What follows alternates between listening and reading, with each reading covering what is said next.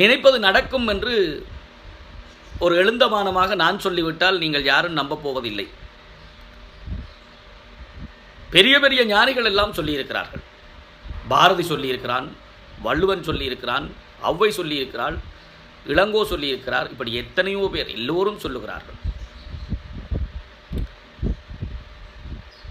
வள்ளுவன் மிக அழகாக சொன்னான், சுருக்கமாக சொன்னான். அவனுக்கே உரிய பாணியிலே மிக சுருக்கமாக ஆணி அடித்தாற் போல அற்புதமாக சொல்லிவிட்டு சென்றான்.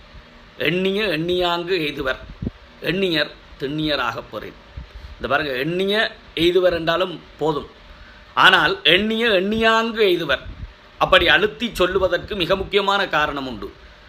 எண்ணியபடி ஒரு கிஞ்சித்தளவேனும் மாறுதல் இல்லாமல் அப்படியே நினைத்தபடி நாங்கள் அடைய முடியும். நினைத்த விடயத்தில் மிகவும் பற்றுடையவர்களாக, உறுதியுடையவர்களாக, அந்த எண்ணத்தில் வலிமை மிக்கவர்களாக இருந்தால், பாரதியும் மிக அழகாக சொன்னான்.